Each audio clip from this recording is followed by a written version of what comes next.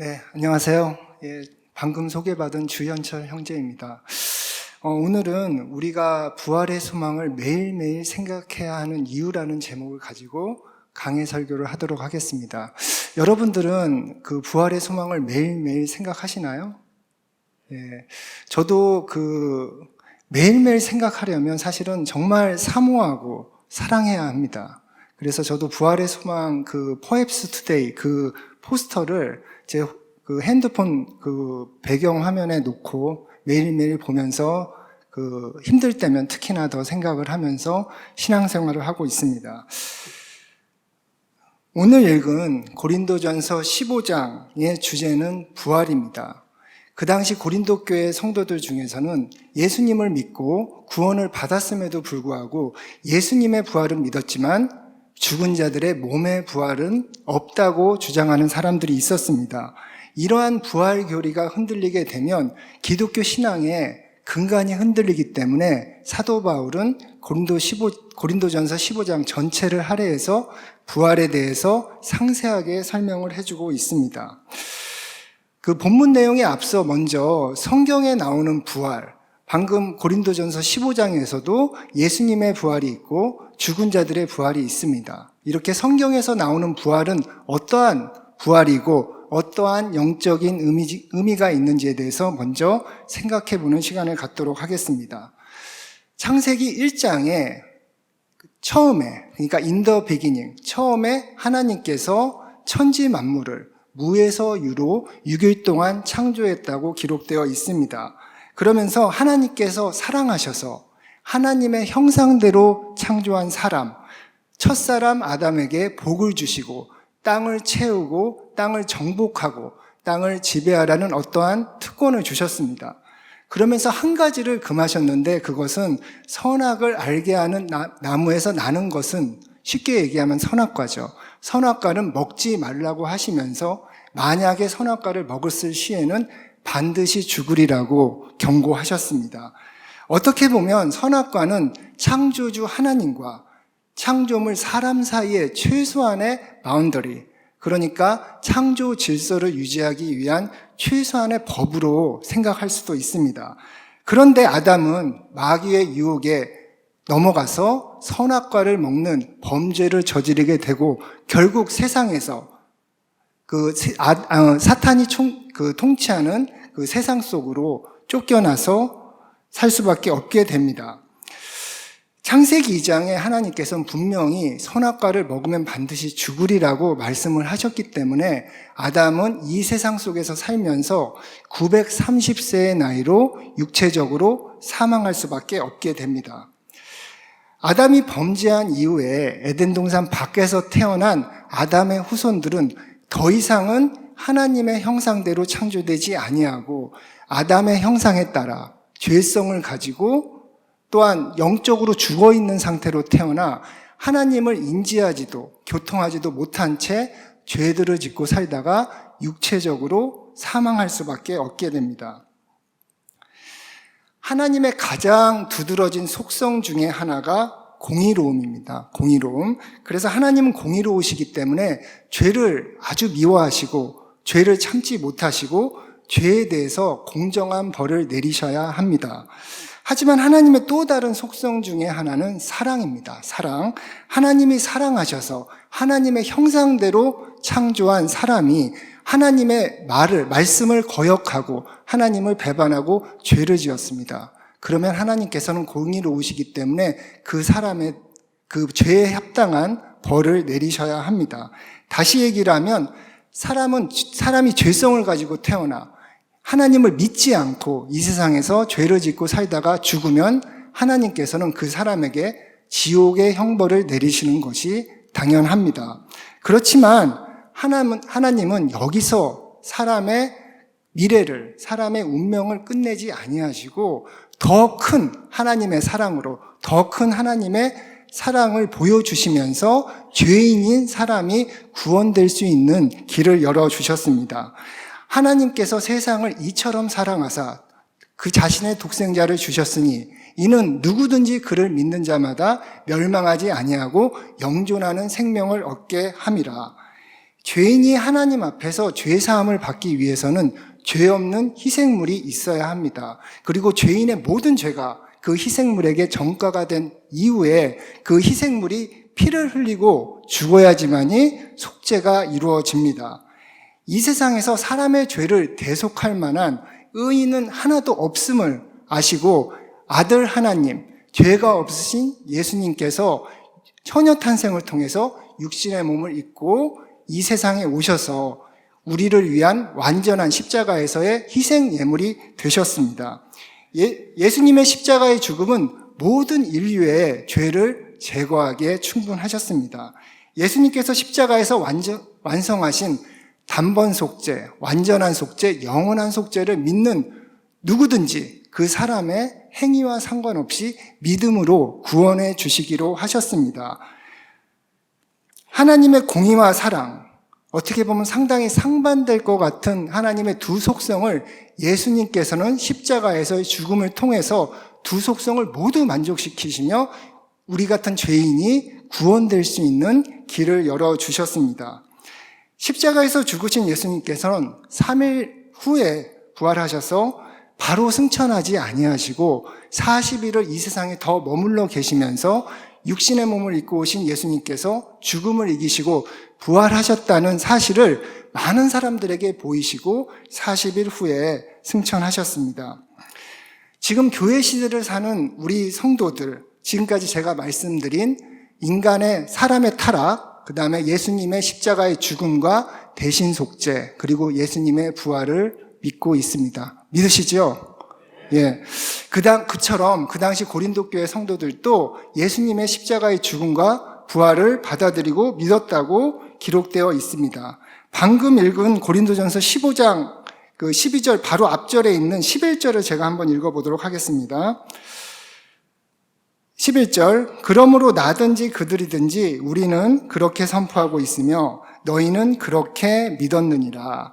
여기서 나든지 사도 바울 자신을 가리킵니다. 그리고 그들이든지, 그들은 부활하신 예수님을 직접 본 그 사도들, 증인들을 의미합니다. 그래서 우리는 사도 바울과 사도들, 증인들은 그렇게 선포하고 있으며, 선포는 예수님께서 부활하셨다는 내용이죠. 그 고린도전서 15장 3절 4절에도 나와 있는 성경 기록대로 우리의 죄로 인해서 예수님께서 죽으시고 묻히시고 성경 기록대로 셋째 날에 부활하셨다는 그 내용을 선포하고 있으며, 너희는, 그 고린도 교회 성도들이죠, 너희는 그렇게 믿었느니라. 그래서 고린도 교회 성도들도 예수님의 부활을 받아들이고 믿었다고 기록되어 있습니다.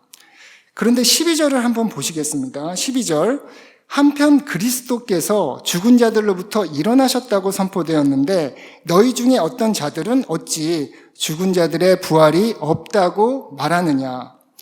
고린도전서가 기록된 것이 주 55년경입니다. 그래서 예수님께서 십자가에서 죽으시고 부활하시고 승천하신 지 대략 25년 정도가 지난 시기였기 때문에 부활하신 예수님을 직접 본 많은 증인들이 살아있던 시기였습니다.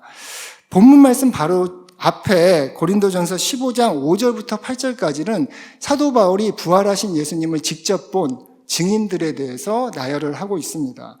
그래서 5절에 보시면 예수님께서 부활하신 몸을 게바, 그러니까 베드로죠. 베드로와 12사도에게 보이셨다고 기록되어 있습니다. 6절에서는 예수님께서 부활하신 몸을 500여 형제들에게 한 번에 보이시고 그 500여 형제들이 대부분이 아직 생존해 있다고 기록되어 있습니다.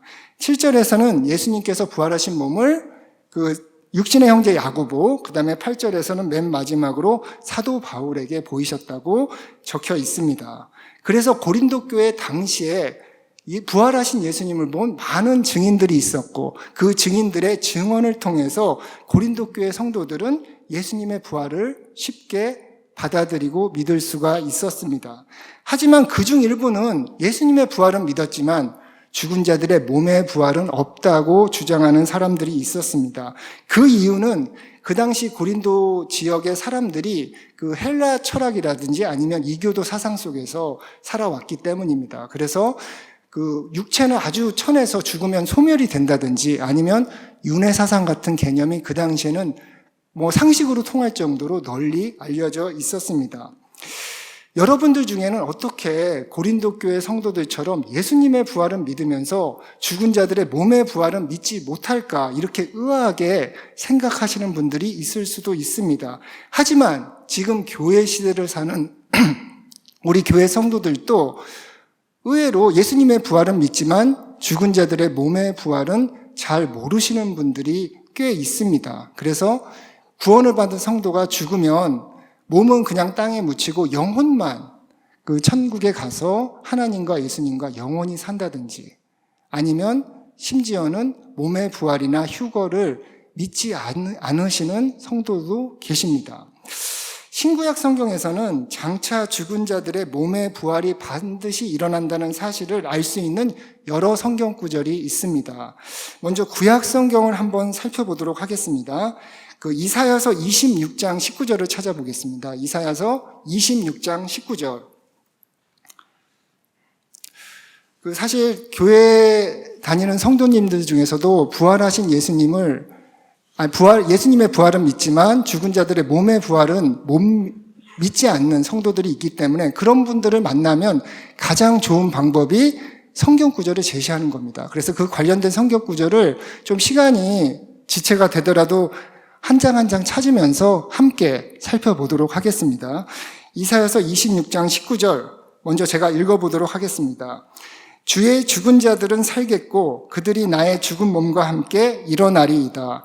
흙 속에 거하는 자들아 너희는 깨어 노래할지어다. 주의 이슬은 채소의 이슬 같으니 땅이 죽은 자들을 내놓으리라.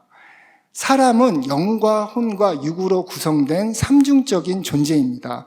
그 중에서 사람의 영과 혼은 불멸하기 때문에 사람이 죽으면 흙 속으로 들어가지 않습니다. 오직 몸만이 흙 속으로 들어가게 됩니다. 근데 이사야서 26장 19절에 보시면 흙 속에 거하는 자들아, 결국 사람의 몸을 의미한다는 것을 알 수가 있습니다. 너희는 깨어 노래할지어다. 깬다는 말은 결국은 몸이 부활을 한다는 것을 의미합니다. 다니엘서 12장 2절도 한번 찾아보겠습니다. 다니엘서 12장 2절. 다니엘서 12장 2절입니다. 다 찾으신 줄 알고 제가 읽도록 하겠습니다. 땅의 티끌 속에서 잠자는 자들 가운데 많은 사람들이 깨어나 얼마는 영존하는 생명에 이르고 얼마는 수치와 영존하는 치욕에 이를 것이며, 땅의 티끌, 흙을 의미하죠. 흙을. 그래서 땅의 티끌 속에서 잠자는 자들, 결국 영혼 육중에서 몸을 의미합니다. 가운데 많은 사람들이 깨어나 결국은 몸이 부활한다는 것을 의미합니다. 그리고 다니엘서 12장 2절에서는 몸의 부활에도 두 가지 종류가 있다는 것을 분명하게 말씀해주고 계십니다. 얼마는 영존하는 생명에 이르는 부활이 있고 또 얼마는 수치와 영존하는 치욕에 이르는 부활이 있다. 그래서 영존하는 생명에 이르는 부활은 그 하나님을 믿는 신자들의 부활을 의미하는 것이고, 수치와 영존하는 치욕에 이르는 부활은 그 하나님을 믿지 않는 불신자들의 부활을 의미한다는 것을 우리가 쉽게 이해할 수가 있습니다. 욥기 19장 25절 26절도 한번 찾아보도록 하겠습니다. 욥기 19장 25절 26절에는 욥이 몸의 부활을 하나님께 믿음으로 고백하고 있는 내용이 나옵니다. 욥기 19장 25절 26절 제가 한번 읽어보도록 하겠습니다. 내 구속자께서 살아계시며 마지막 날에 그분께서 땅 위에 서실 것을 내가 아노라. 내 살갗이 없어진 뒤 벌레들이 이 몸을 멸할지라도 내가 여전히 내 육체 안에서 하나님을 보리라. 사람이 죽고 그 몸이 흙에 묻히게 되면 어떻게 됩니까? 몸이 썩고 그 다음에 벌레에 의해서 소실이 되죠. 그렇죠? 그 내용이 그 욥기 19장 26절에 자세하게 묘사가 되어 있습니다. 내 살갗이 없어진 뒤 벌레들이 이 몸을 멸할지라도, 몸이 소실이 될지라도 욥이 고백을 하는 거죠. 내가 여전히 내 육체 안에서 결국은 육체가 몸이 다시 부활한다는 것을 욥도 알고 그것을 하나님께 믿음으로 고백을 하고 있는 내용이 나옵니다. 요한복음 5장 28절 29절도 찾아보겠습니다. 거기서는 예수님께서 죽은 자들의 몸의 부활이 장차 일어날 것이라는 것을 우리들에게 확실하게 가르쳐주고 계십니다. 요한복음 5장 28절 29절 제가 읽어보도록 하겠습니다. 이 말에 놀라지 말라. 무덤 속에 있는 모든 자들이 그의 음성을 듣고 나올 때가 오고 있는데 선을 행한 자들은 생명의 부활로, 악을 행한 자들은 정죄의 부활로 나오리라. 무덤 속에 있는 자들, 그러니까 영광은 불멸하기 때문에 사람이 죽으면 무덤 속으로 들어가지 않습니다. 오직 육체, 몸만이 무덤 속으로 들어가죠. 근데 28절에 보시면 무덤 속에 있는 모든 자들이 그의 음성을 듣고 나올 때가 오고 있는데 결국은 몸이 부활한다는 것을 의미합니다. 그리고 예수님께서도 몸의 부활에는 두 가지 종류가 있다는 것을 29절에서 확실하게 말씀을 해주고 계십니다.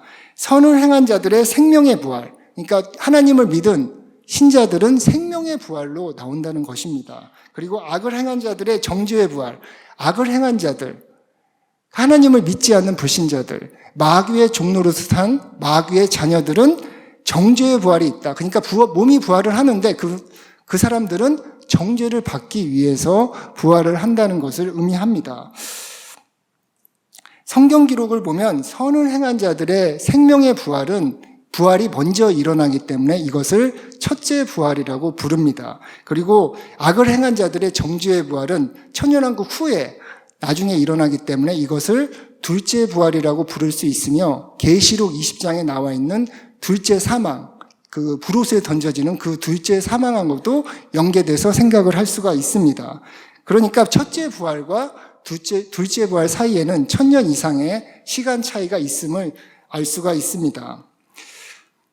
계시록 20장 6절에 보시면 첫째 부활, 즉 생명의 부활에 참여할 몫을 가진 자는 거룩하고 복되다고 기록되어 있습니다.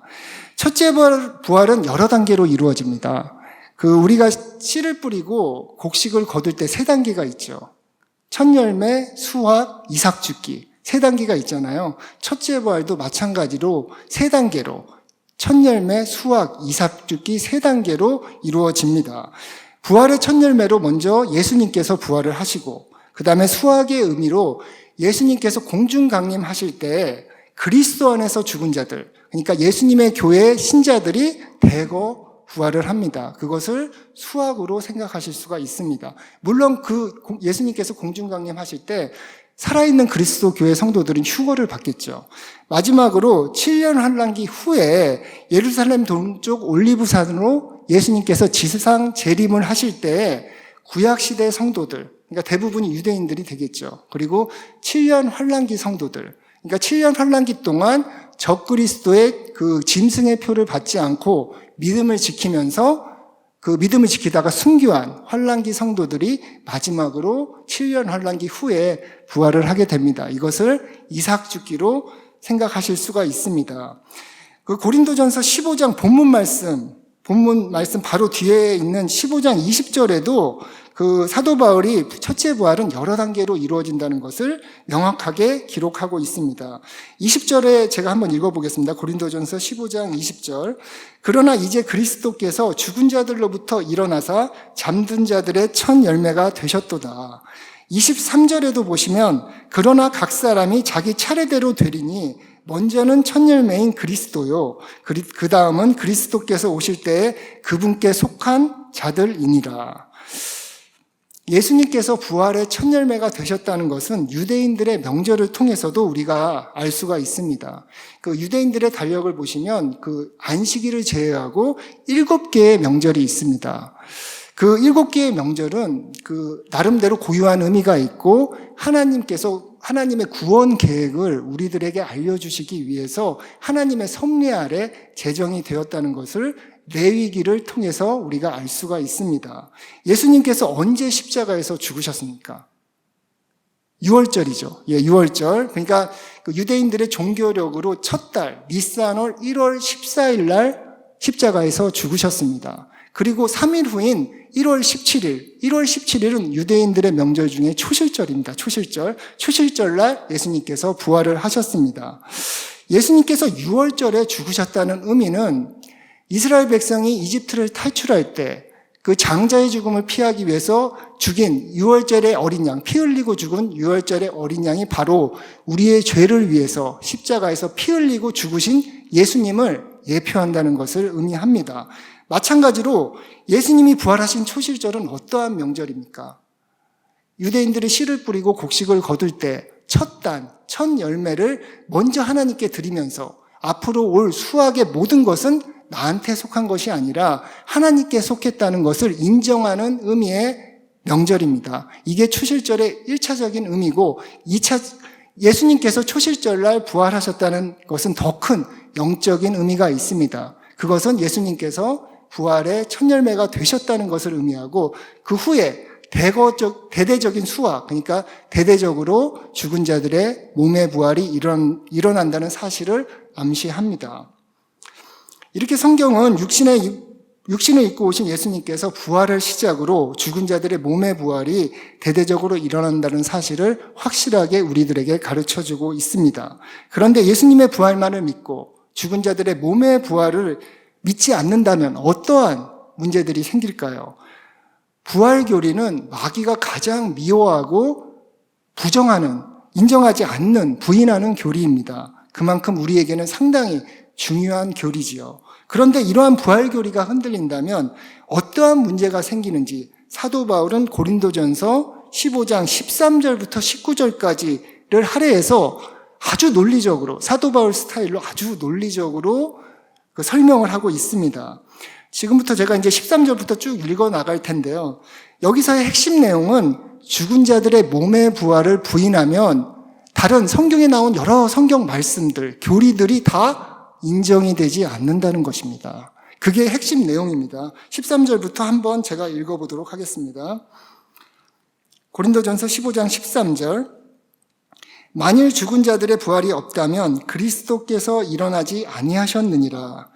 사도 바울은 죽은 자들의 몸의 부활에 사상의 타당성이 없음을 증명하기 위해서 만일 죽은 자들의 부활이 없다면 예수님께서도 그리스도께서도 일으켜지지 아니하셨다라는 그런 역설적인 방법으로 논리를 전개하고 있습니다. 원래는 육신의 몸을 입고 오신 예수님께서 부활을 하셨기 때문에 우리도 예수님을 믿으면 예수님처럼 부활할 수 있다는 표현이 더 정확하지만 그 당시 고린도 교회 성도들은 예수님의 부활만을 믿고 죽은 자들의 몸의 부활은 믿지 못했기 때문에 만일 죽은 자들의 부활이 없다면 고린도 교회 성도들이 확실하게 믿고 있었던 예수님의 부활도 일어나지 않았었다고 이렇게 반대로 표현하면서 몸의 부활은 반드시 일어난다는 사실을 강조하고 있습니다. 그러면 고린도 교회 성도들처럼 죽은 자들의 몸의 부활을 믿지 못한다면 어떠한 문제들이 생길까요? 13절부터 15절까지를 제가 묶어서 한번 읽어보도록 하겠습니다.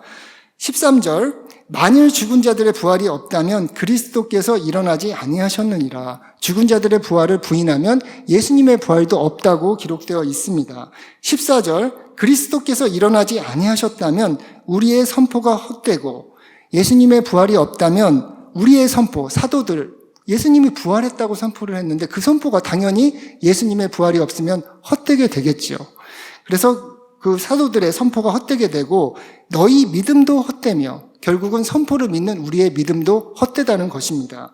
그리고 15절, 참으로 우리가 하나님에 대한 거짓 증인들로 드러나리니, 그러니까 사도 바울을 포함한 부활하신 예수님을 증언한 그 사도들, 증인들이 다 거짓 증인들이 된다는 것입니다.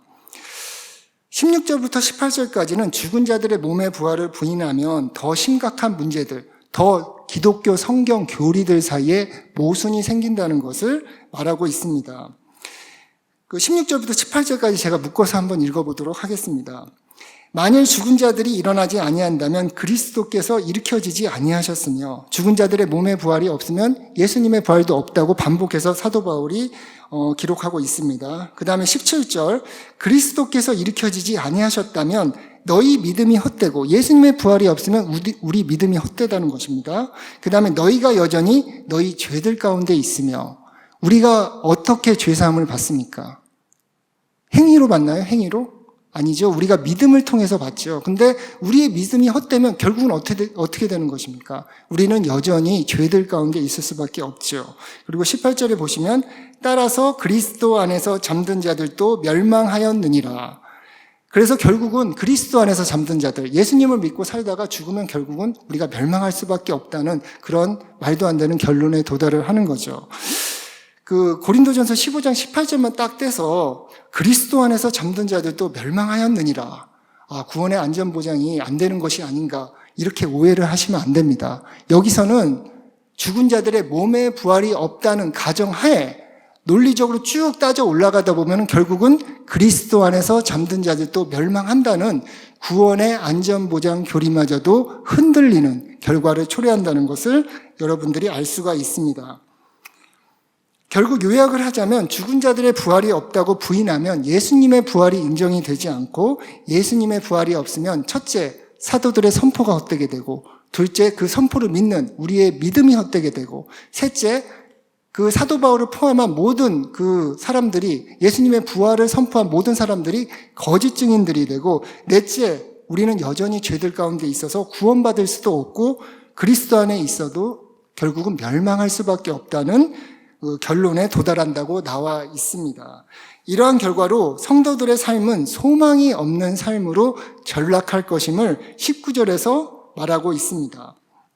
19절 제가 한번 읽어보도록 하겠습니다. 만일 우리가 이 세상 삶을 사는 동안에만 그리스도 안에서 소망을 갖는다면 모든 사람들 가운데 우리가 가장 비참한 자들이니라. 우리가 왜 예수님을 믿습니까? 우리가 왜 오늘 또 교회에 나와서 이렇게 예배를 드리고 있습니까? 죄들 가운데 빠져있는 우리가 믿음을 통해 구원을 받고 육체적인 사망에서 벗어나 우리 미래가 지옥에서 천국으로 옮겨져서 영원한 생명을 누리기 위함이 아니겠습니까?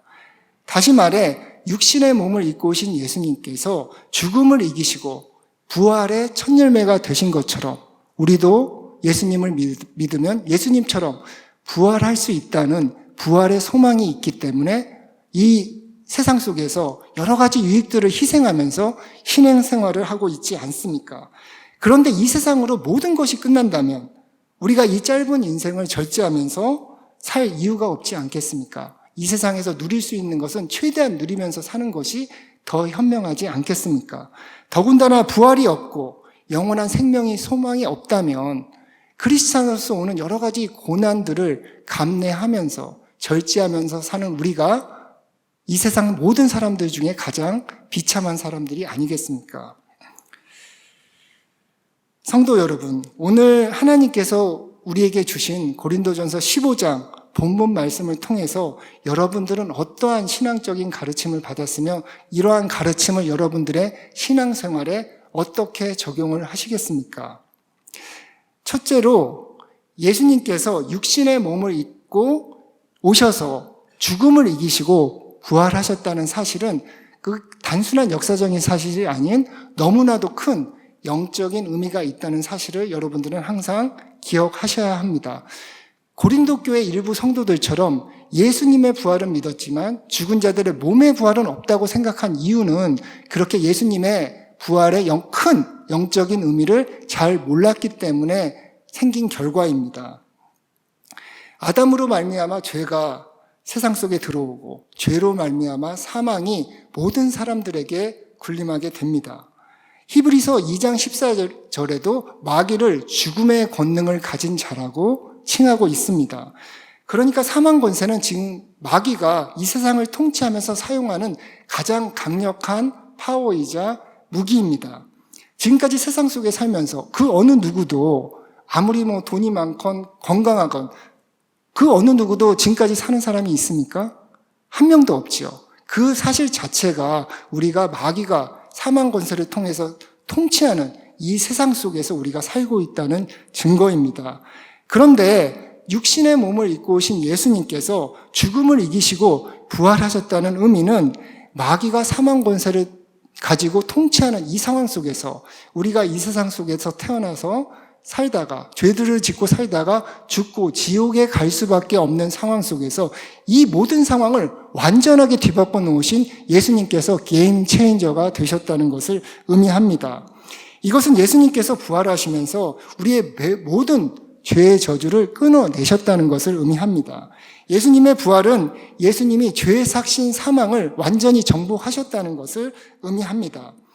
예수님께서 부활로 승천하시면서 우리에게 주신 사명은 무엇입니까?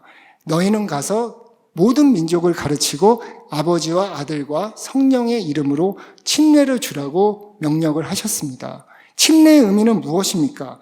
침례는 우리의 구원을 이루신 예수님의 죽음, 매장, 부활을 상징적으로 보여준과 동시에 우리도 예수님을 믿으면 예수님과 동일시돼서 예수님처럼 죽었다가 묻혔다가 부활한다는 것을 성도들뿐만 아니라 하나님과 하나님의 천사들과 마귀와 마귀의 천사들 앞에서 증거로 보이는 것이 아니겠습니까? 그래서 그 당시에도 예수님이 하나님의 아들이라는 믿음의 고백을 한 이후에 그 초대교회 당시 성도들도 물침례를 받았습니다.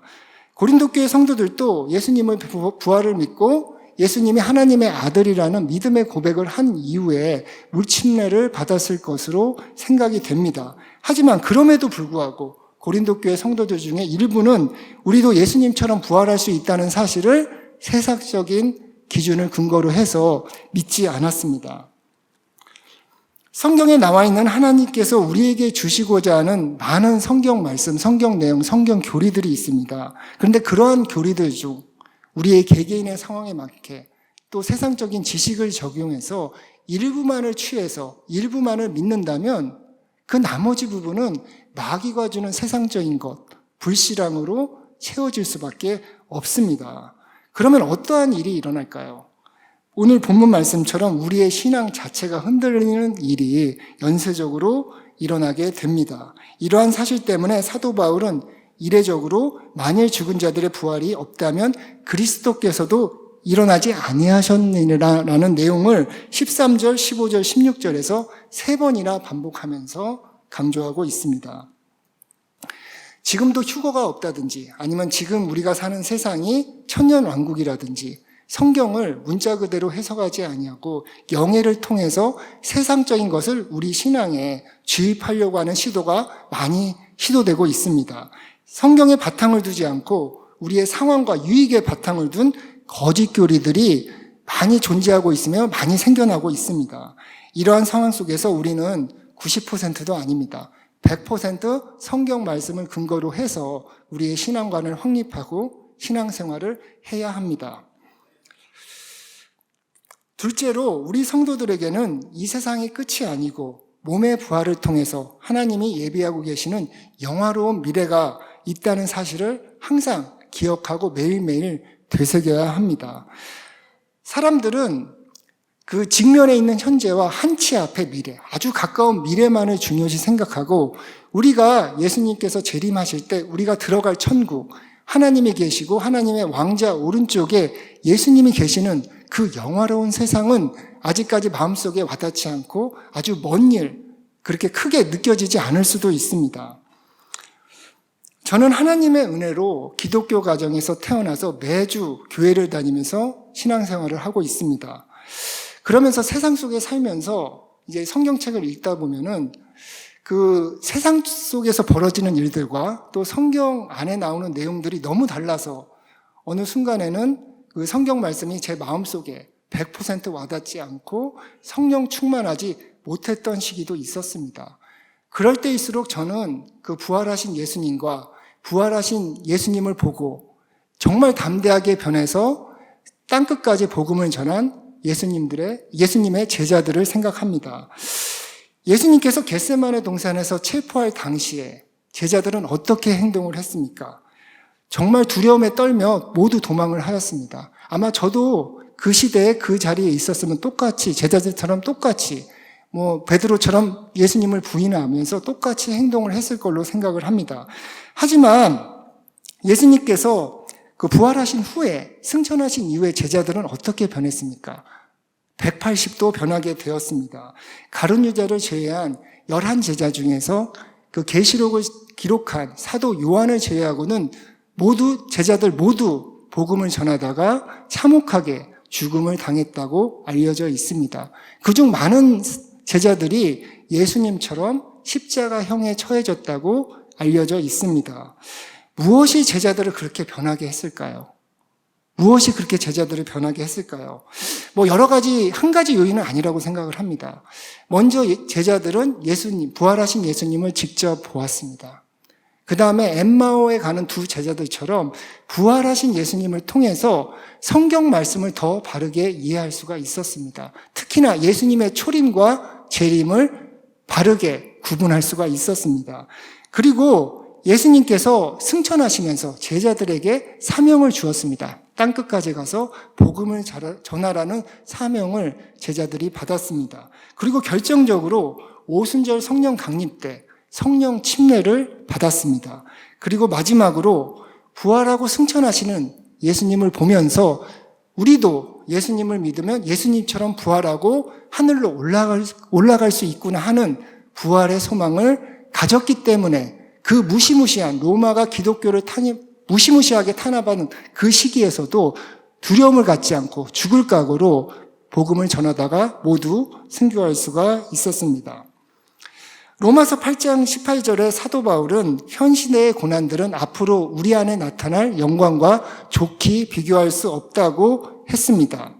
사도 바울 시대에 그 크리스찬으로서 받는 고난, 사실 지금 종교의 자유, 양심의 자유가 보장된 지금 우리가 크리스찬으로서 받는 고난과는 비교할 수가 없을 것입니다. 하지만 사도 바울은 그 고난조차도 앞으로 우리 안에 나타날 영광과는 좋게 비교할 수 없다. 이렇게 고백을 하고 있습니다.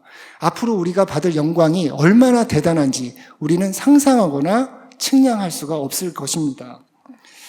우리는 영원히 썩지 않을 몸으로 부활해서 하나님의 본성에 참여하게 될 영광스러운 미래가 예정된 사람입니다. 믿으신가요? 믿으시죠? 예. 그래서 우리가 이 세상에 살면서 여러 가지 고난들이 와도 우리는 크게 낙심할 필요가 없습니다. 그리고 우리가 설령 이 세상에서 부귀 영화를 누린다고 해도 우리가 자랑할 필요가 없습니다. 어떤 사람이 우리에게 큰 피해를 줍니다. 우리를 심하게 괴롭힙니다.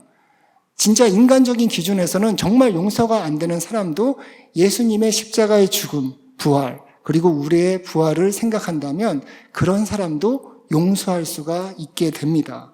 이것이 우리가 부활의 소망을 가지고 매일매일 살아가야 하는 이유입니다. 결론의 말씀을 드리도록 하겠습니다. 우리는 하나님, 예수님, 그리고 성령님께서 우리를 얼마나 사랑하시고 우리를 위해서 큰 선물을 예비하고 계신지를 우리는 항상 기억해야 합니다. 그중 하나가 우리의 몸의 부활입니다. 우리는 마치 배설물과 같은 세상적인 지식을 이용을 해서 고린도 교회 일부 성도들처럼 하나님께서 예비하고 계시는 큰 선물의 영광을 훼손시키면 안 될 것입니다. 우리 인간과 같이 나약한 존재는 마귀의 사망 권세가 지배하는 이 세상 속에서 크리스찬으로서 살 수 있는 힘이 바로 부활의 소망을 통해서 나옵니다.